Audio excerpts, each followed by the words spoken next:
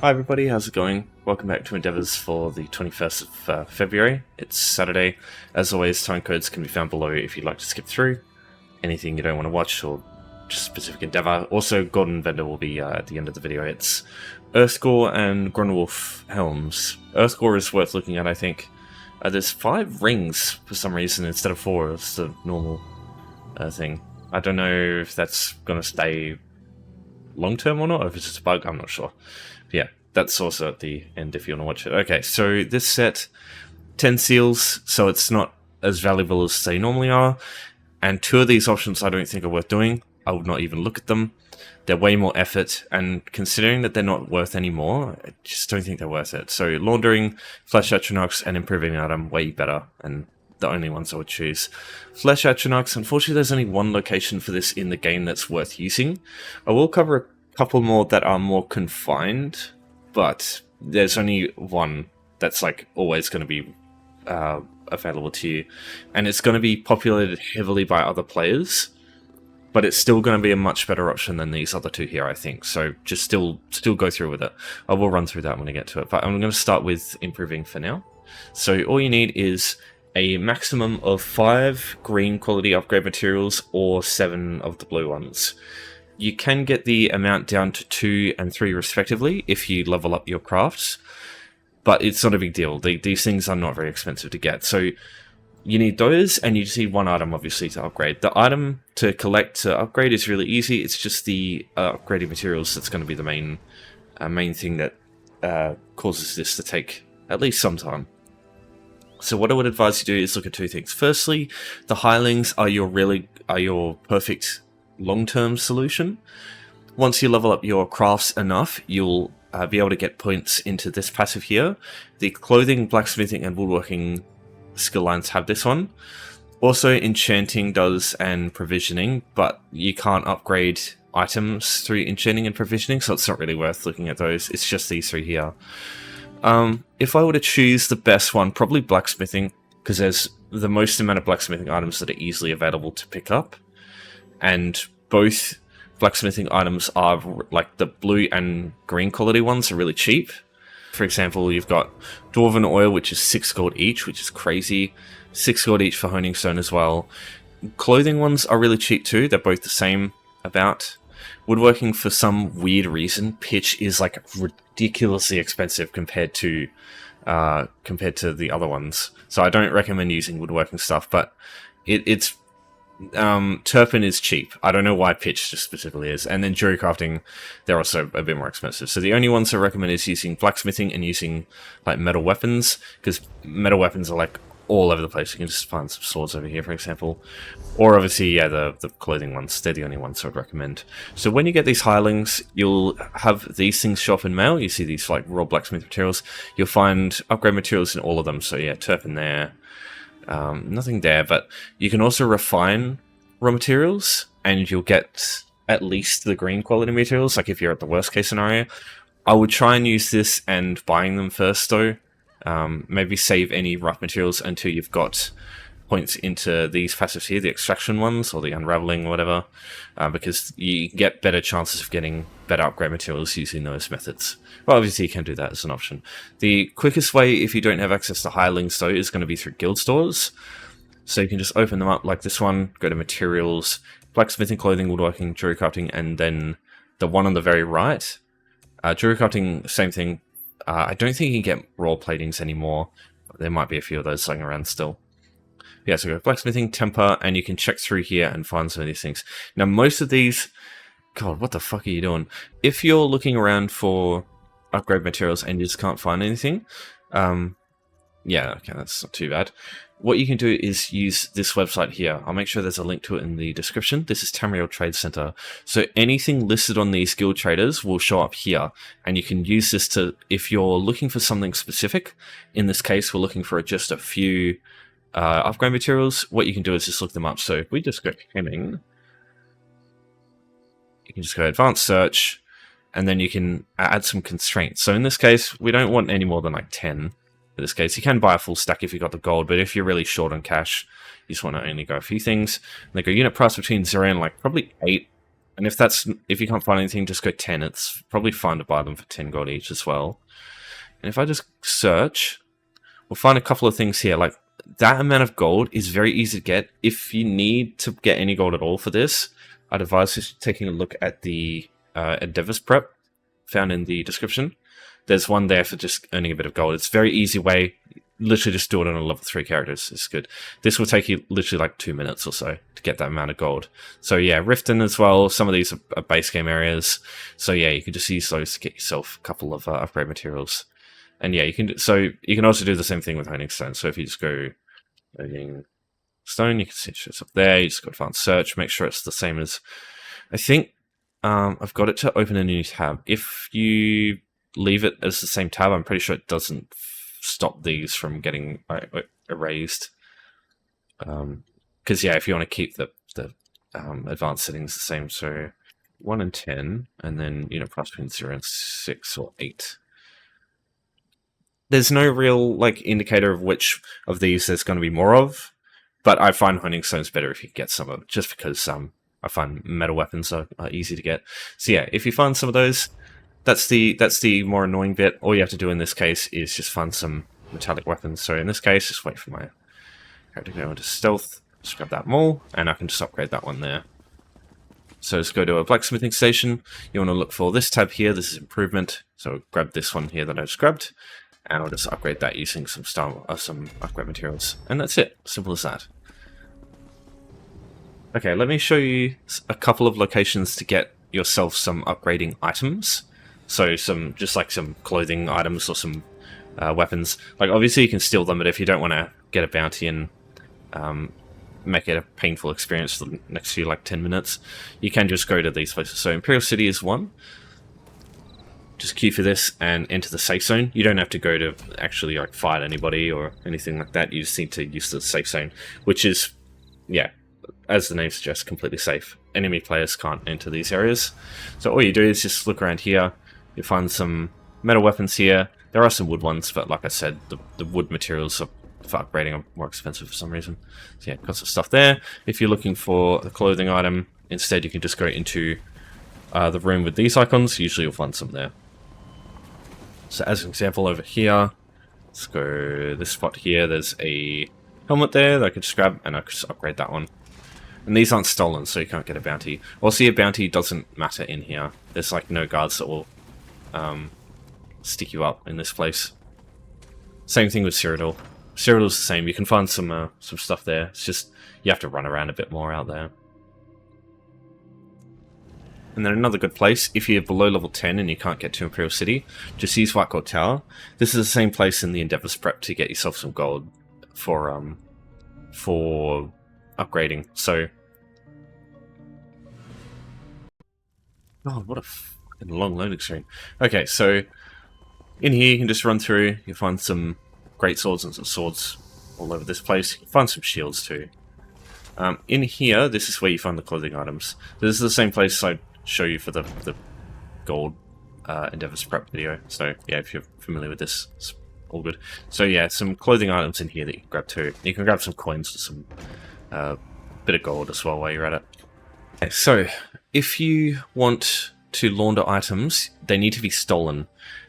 If you don't want to get yourself a bounty and you want a really easy place that you can do it just a couple of minutes, let me show you my usually go-to for this.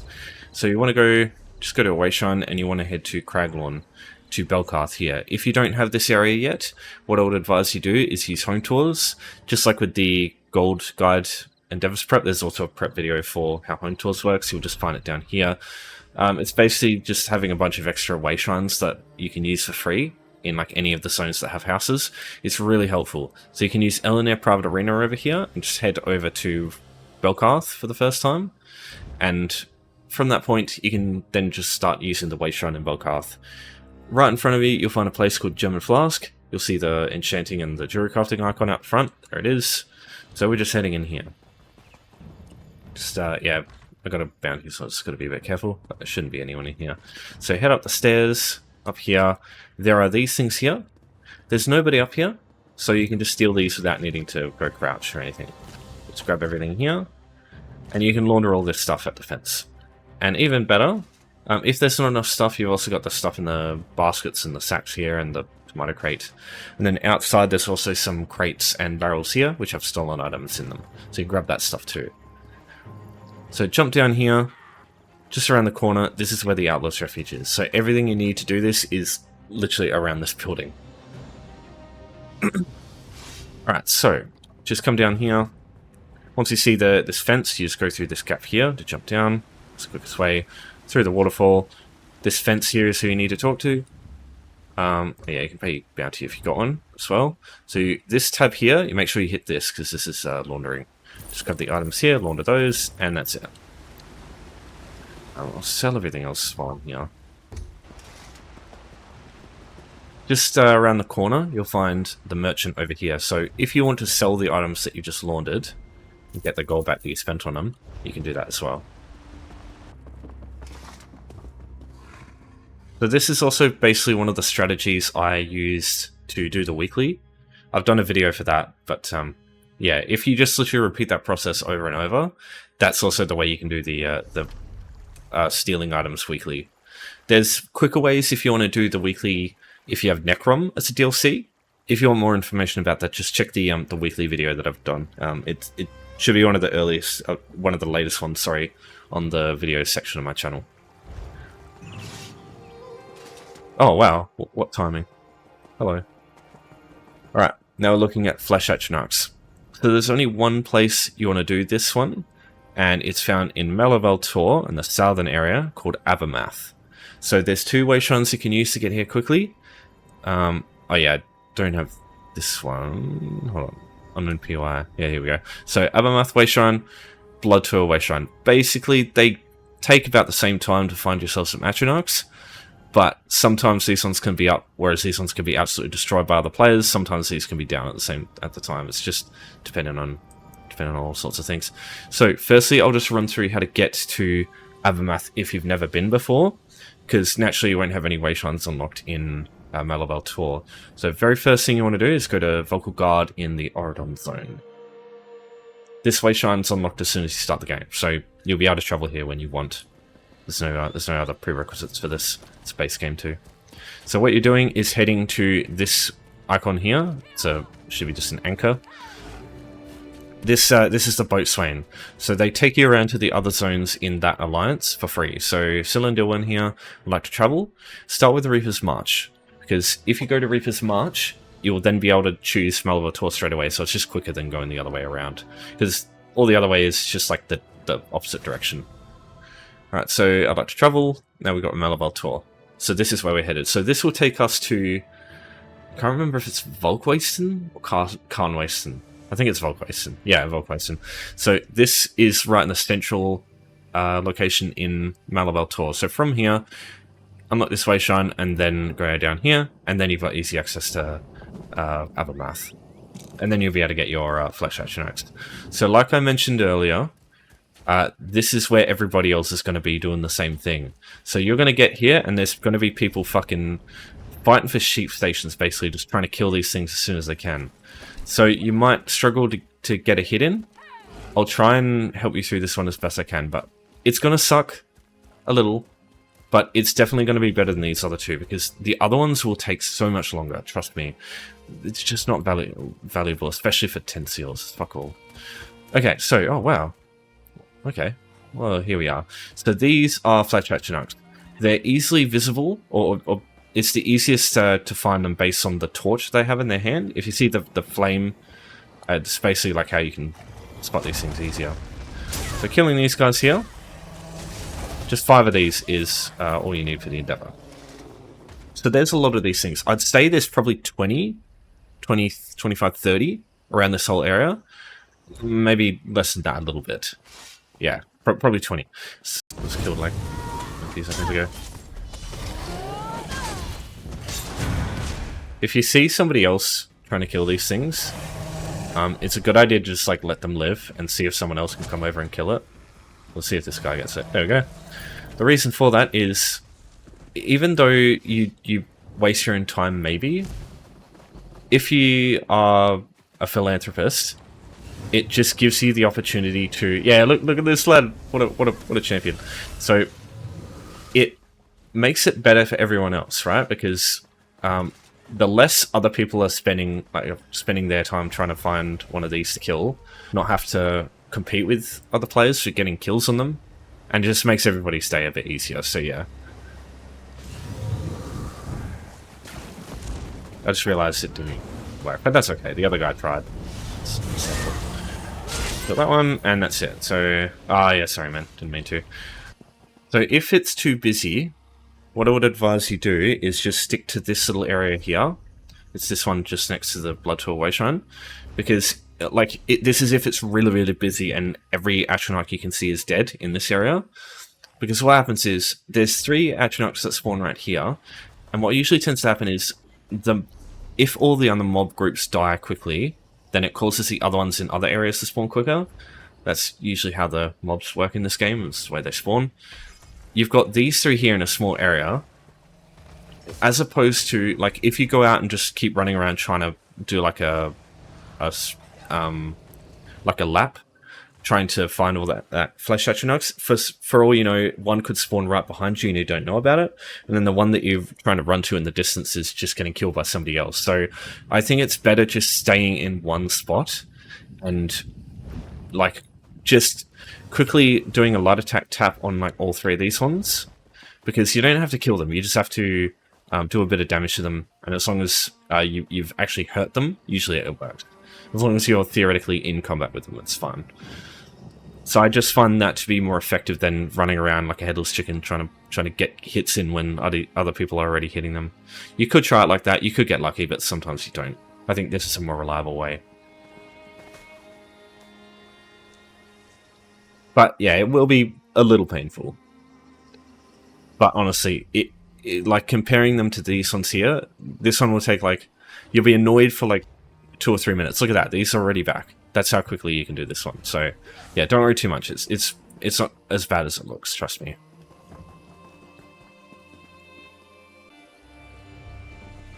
So the other 2 ways you can get these, but like I said, I don't think they're as good as Abermath, but I'll still go through them. One is to do Dolmens, right? Dolmens have a chance to get 2 things. You get these, which are like they're Flesh Colossus. These actually do count, I've tested it. And you also get the natural Flesh Atronachs, which you just saw. The only problem is there's 15,000 other enemy types that you can get with Dolmens, and the odds of you getting Flesh Atronachs and Colossus are just, it's pretty low. So whether you'll get this is literally just a lottery gamble, whether that'll work. So yeah, can't tell you if that's going to be worth it or not. Yeah, but if you like to gamble, you can try that, I guess. The other way, if you have a character where you've got this quest here for the main quest line, for the Cold Harbor quest, Castle of the Worm, it's called, the one where you have to rescue Abnathan from the tower. This one has a lot of Flesh Atronachs in it, and this is a solo instance. So no players can come in here and kill these things. They're always available to you. And what you can do is there's a few Flesh Atronachs at the very start. You can kill them, abandon the quest, and then immediately start the quest again, and they should be Flesh Atronachs back in there a second time. And you can just repeat that process until you get it done. But at the same time, you don't have to do that. You can just run through the quest, and there will be more than 5 Flesh Atronachs as in total in the entire run. And it won't take you very long, probably like 5 or 10 minutes to do the quest. It's pretty easy. After that, Crypt of Hearts 2, as a dungeon, has quite a few Flesh Atronachs as well. We don't have dungeons. I don't, yeah. So yeah, Crypt of Hearts down here, they spawn every group of enemies, like one big one spawns. So you can do that. Also, Maelstrom Arena, stage 5, is it?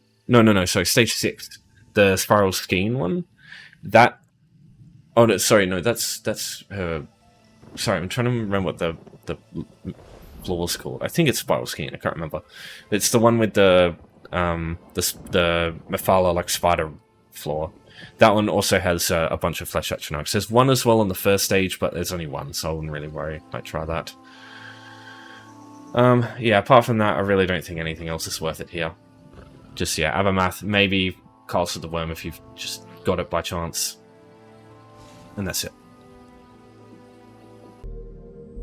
Okay, let's have a look at the golden vendor now. We've got Earthgore and we've got Grundwulf Helms. So normally with Helms, if they're DLC related, I like to consider the idea of actually buying them if you don't own the DLC, because you can get the Shoulders base game regardless of which DLCs you own, but you can't get the Helms because obviously you have to do the dungeon, and if you don't have the DLC, you can't do them. So in this case, Earthgore is worth the money, I think.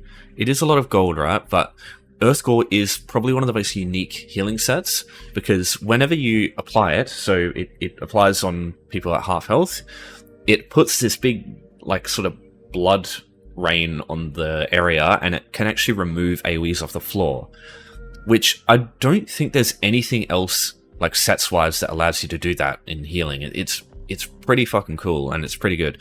It used to be way stronger, like it would just remove all AoEs, so you could cheese the shit out of stuff.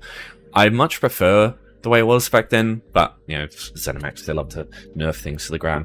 That being said, it's still really strong, and because it's the only thing in the game that actually still does this, or it does this at all, like, I don't... If anyone knows any other sets that do that, let me know, but I'm pretty sure it's the only one.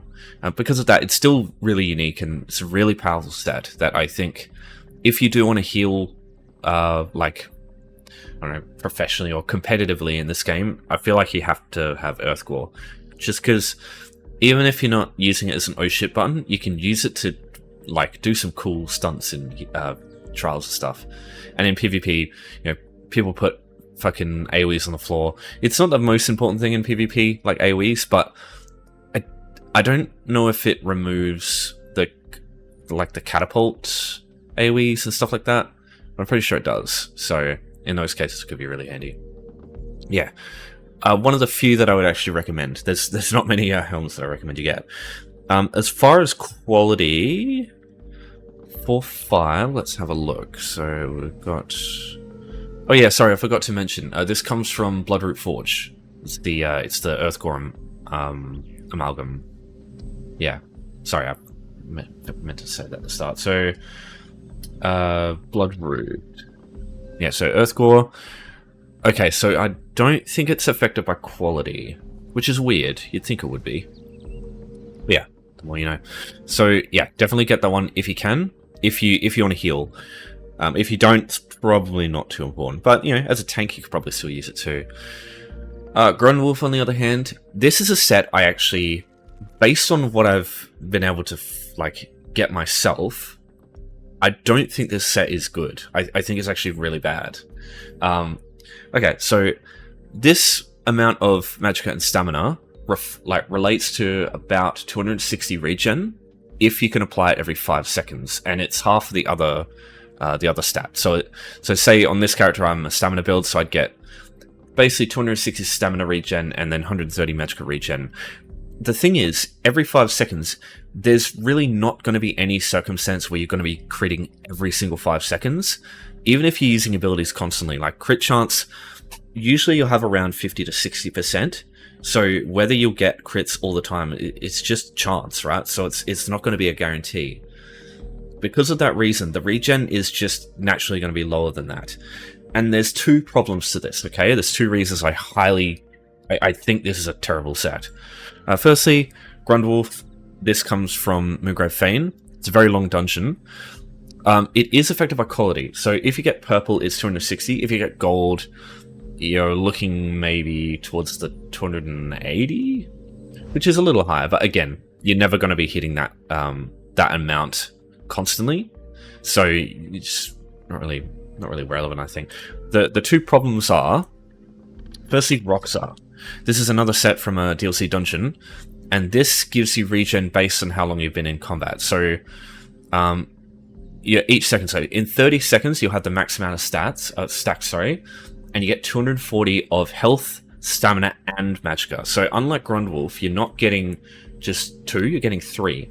Health recovery isn't the most amazing thing, but you're basically getting, considering that this you don't need a crit, you just need to exist, basically, for this to work. It also gives you stamina, magicka, and health recovery for the one piece as well, so you get even more. But the thing is, like, there's so little requirement here, aside from completing the dungeon, obviously having the DLC, that, like, it just shits all over Grundwulf, in my opinion.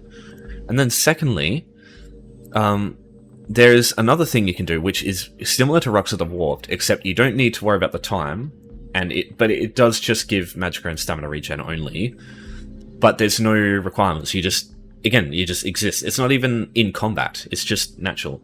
So there's two. Magma Incarnate. As you can see, I actually use this one myself on this character. So one piece, it gives Magicka and Stamina recovery, about 130. So this and Thirsk. These are the two that I use on a lot of my characters if I want regen. That's the thing, I use something like this, but I don't use Grundwulf, because, again, Grundwulf is, like, in combat. It's just stupid. They need to they need to just make it any damage done for it to be worth it, I think. So yeah, you get this, whether you use on Helm on one or the shoulder on the other, it doesn't matter, just one of each. You get 260 regen from those, and you don't have to worry about crits, you don't have to worry about attack on things, it's just way better. So yeah, personally, fuck Grundwulf, it is worthless. So I know that's extreme, but in my opinion, it is not worth your time. Okay, so now we're on to the rings, and this is interesting, because normally there's 4, but right now there's 5. I don't know if this was an accident, or if they're going to actually start doing this more. I hope they do.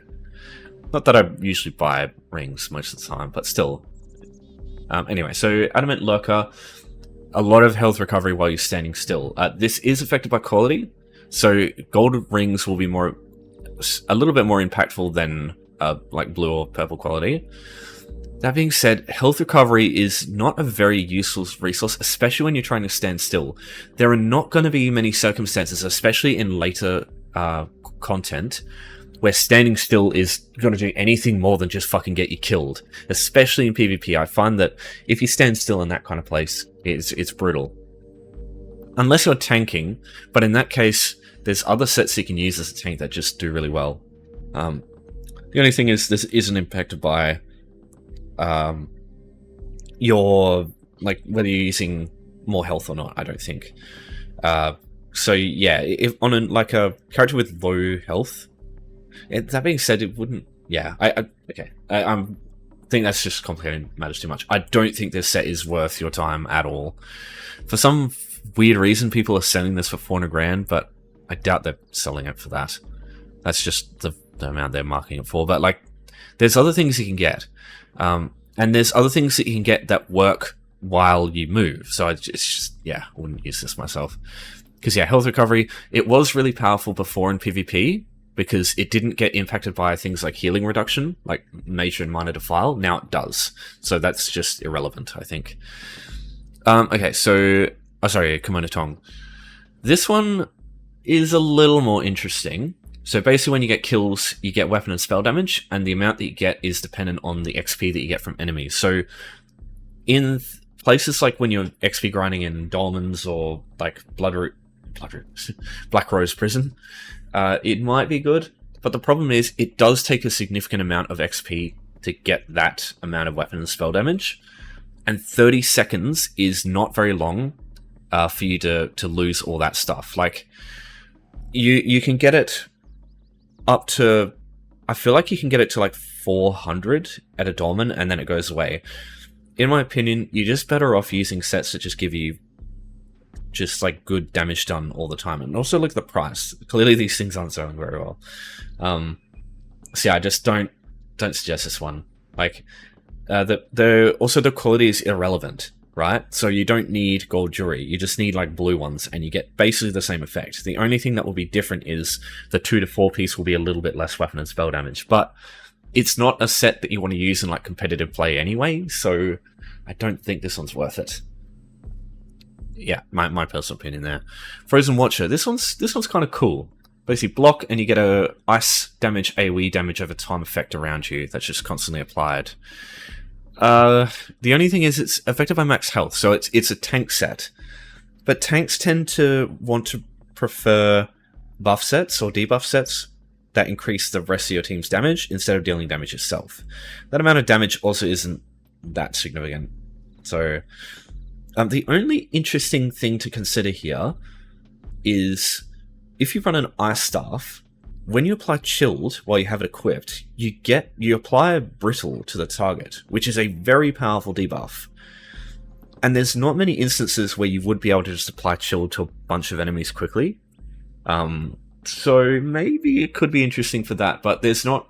I don't feel like you need to worry about applying Chill to a bunch of enemies. Like, there's just so many other things that... Like, AoE damage is so easy to just stack the shit out of in this game, and I don't think you need it, personally. But it is an interesting set, and it'd be cool. It'd be cool for like a... It'd be a cool theme for like a Warden Ice build or something like that. Also, sorry, the Frozen Watcher comes from Depths of Malatar, so this is a dungeon one. The equality is also irrelevant, so if you get like blue or purple rings from doing Depths of Malatar itself, the effect of the 5-piece will still be the same. So, I don't know, again, it's like, why wouldn't this one be affected by equality? It's very strange, but yeah, anyway, so, yeah, I wouldn't buy this myself. The AoE size is also quite small. 6 meters is not very big, but it is all around you, so I suppose that's okay. But just for reference, like, what about drain power? Yeah, this is 8 meters. It's not very big. Hang on, yeah, it's 6 meters. Okay, I suppose it's not too bad. Yeah, that's about the size of the AoE. Okay, so next up is Mighty Glacier. So this comes from Frostvault, so it's another dungeon set. The quality is not impacted by, well, doesn't impact the 5-piece because it's a named buff. This is arguably one of the least useful sets in the game, in my personal opinion, because of two things. Firstly, every fucking class in this game has a skill that just gives you major resolve, right? So Nightblades, as an example, any shadow ability gives you major resolve. So in no circumstance is wasting an entire 5-piece on a named buff when you can just get it easily from a skill ever going to be relevant to you. Like, ever going to be, not relevant, but like effective. And also, Wardens, in Winter's Embrace, you've got the Frostcloak skill, which gives this to your group. So you don't even have to, other people don't even have to fucking slot it. You just give it to your team. It's fucking...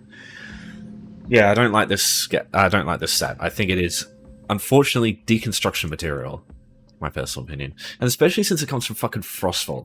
That's rough.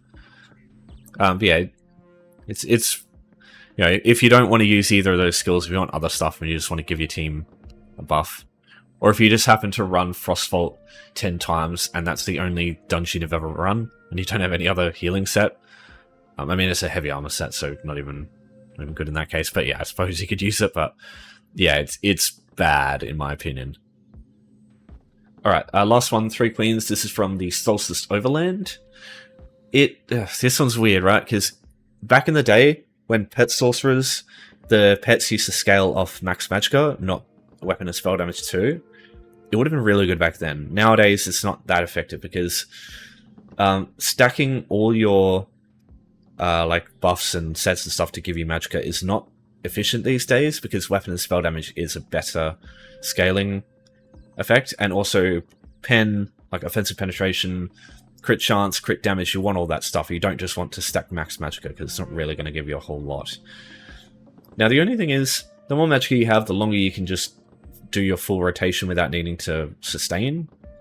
So I suppose you just you just exponentially boost that even more with this, but at the same time, if you use damage sets that give you better damage per second, you don't need to sustain for as long anyway, so why bother? I don't know. It's up to you though. I think the quality isn't... No, it's not impacted by quality, because I just slotted a siphoning skill. That's why it's that's why my magicka recovery went up. Yeah, it's not impacted by quality. Don't worry about that. So yeah, again, just buy this in like blue quality if you want it. That being said, the arcane trait would be affected by the quality. So if you want to get the most out of your magic recovery, I suppose you want to do that. But personally, this is not a set that you'd ever want to gold. So yeah, I just steer clear of this. Yeah, there's nothing here that I think is worth it. There's some fun things, but it's a lot of gold for something that you just get more value out of other stuff. So yeah. If there's any other information you want to add about the Golden Vendor, or about any of the endeavors I talked about today, just let me know. Or if you have any questions about, or if you're struggling with anything and you have any questions in that case, yeah, just just add a question to the comments. I'll get back to you. But that'll be it for me for now. So thanks everyone for watching. Thanks for your support as always. I wish you all a good weekend, and take care for now.